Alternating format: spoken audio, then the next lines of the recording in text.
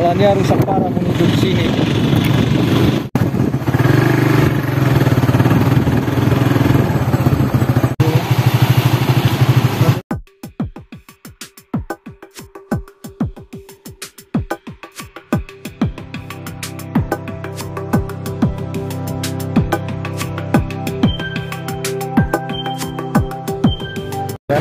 Untuk mencapai Pantai Sawakete, saya harus melewati perkebunan kelapa milik warga karena belum adanya pembangunan jalan untuk menuju Pantai Sawakete. Nah, udah mau sampai ini, ya kan? Sawaketenya sudah mulai terlihat di depan.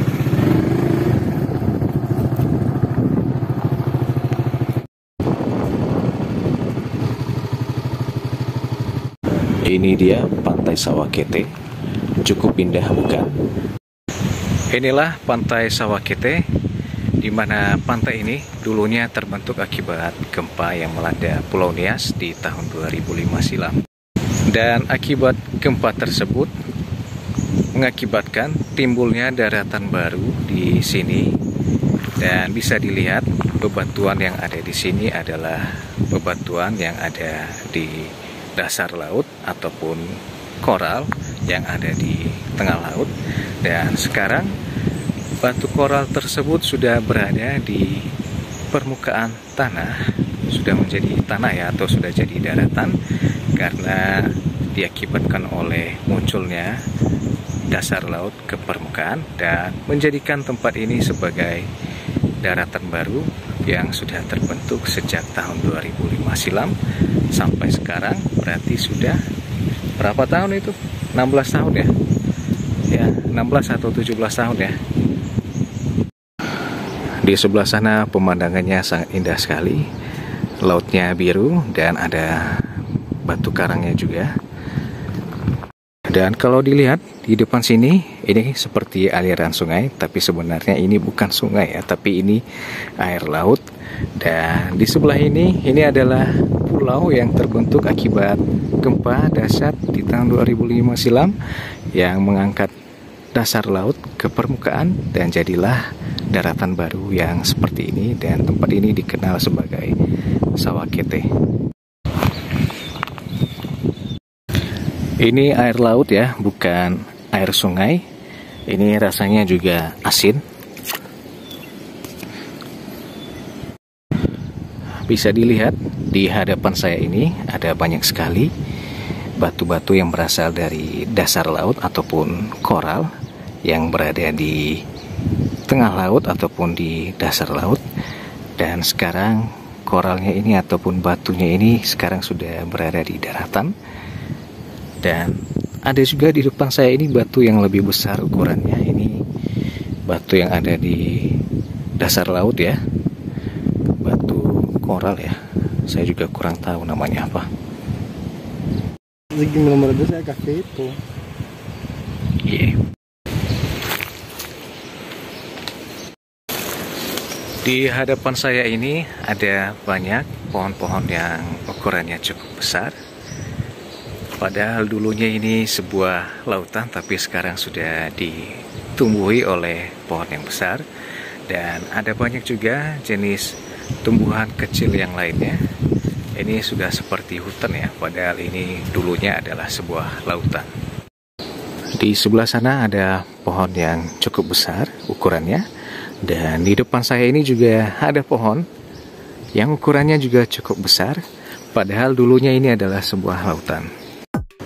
Setelah hampir 17 tahun berlalu, tempat ini sudah seperti hutan karena ada banyaknya pohon yang tumbuh di sini.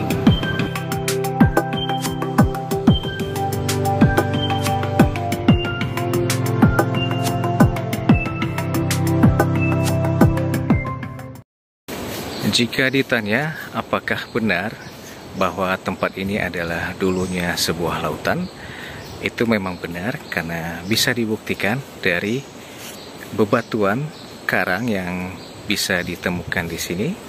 Misalnya saja seperti yang ada di hadapan saya ini, ada batu karang dan juga ada koral yang terdapat di bawah pohon besar ini.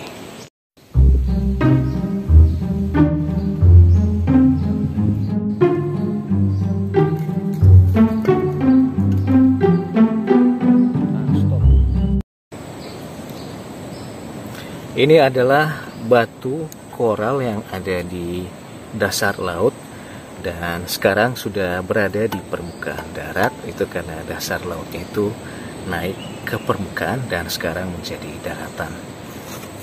Bisa dilihat pohon besar yang ada di belakang saya ini sekarang sudah tumbuh di sini di atas koral ataupun batu karang yang dulunya berada di dasar laut dan sekarang sudah menjadi daratan.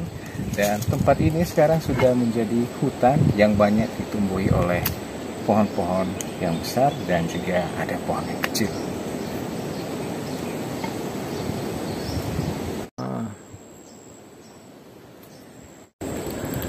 Perjalanan saya masih terus berlanjut dan sekarang saya ingin berjalan ke pulau yang ada di hadapan saya ini. Pulau ini juga terbentuk akibat gempa yang terjadi di tahun 2005 silam. Dan daratannya itu merupakan batu karang dan juga koral yang ada di dasar laut. Dan sekarang bisa dilihat ada banyak sekali pohon-pohon besar yang sudah tumbuh di pulau ini.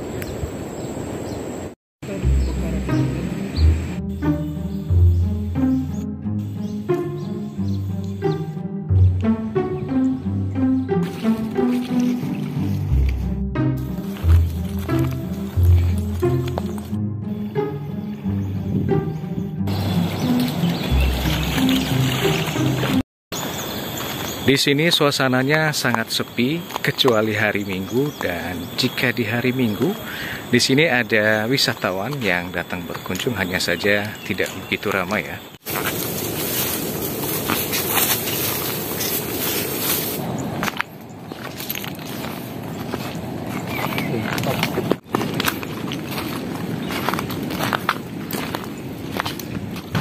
Untuk mencapai pantai di pulau sebelah, kami harus menyusuri bibir pulau, di mana di bibir pulau tersebut ada air laut yang ketinggiannya setinggi lutut orang dewasa.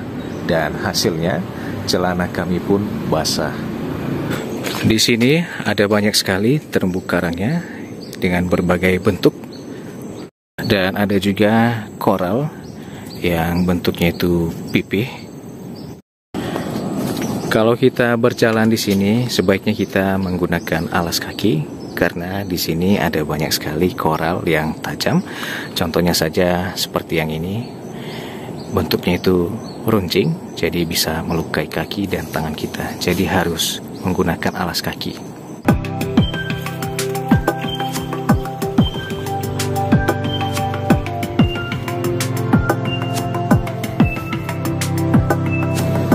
Ini lagi buk babinya, ada.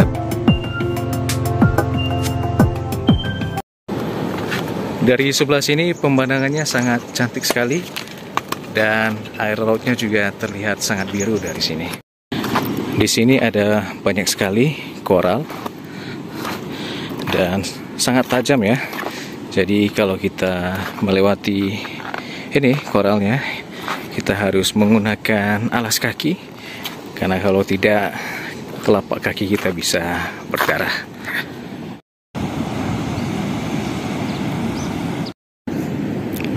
Di sini ada banyak sekali koral dan koralnya itu tersusun rapi ya di sini.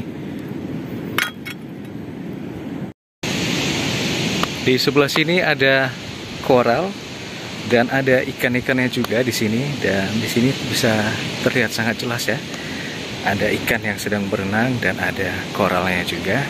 Di sini juga lautnya itu sangat biru sekali. Pokoknya suasananya sangat indah di sini.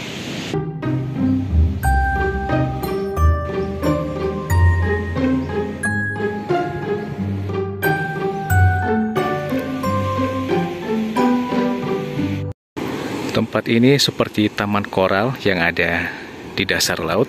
Hanya saja di sini kita masih bisa bernafas ya, karena ini masih di darat, tapi kita bisa menikmati pemandangan koral yang ada di dalam laut. Dan di sini koralnya juga sangat banyak sekali.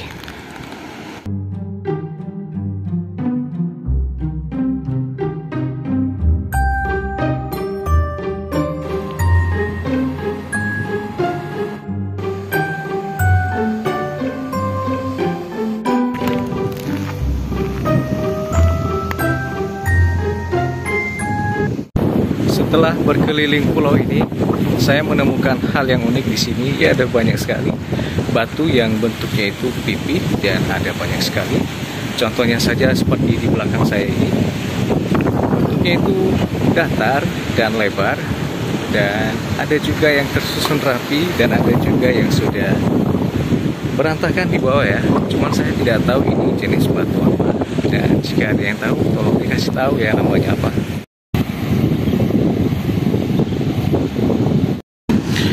Di sebelah sana ini Samudra Hindia. Jadi kalau misalnya kita hanyut, di sebelah sana itu udah nggak ada pulau lagi karena itu lautan lepas Samudra Hindia. Jadi bisa dilihat ya di Google Map bagaimana Samudra Hindia itu.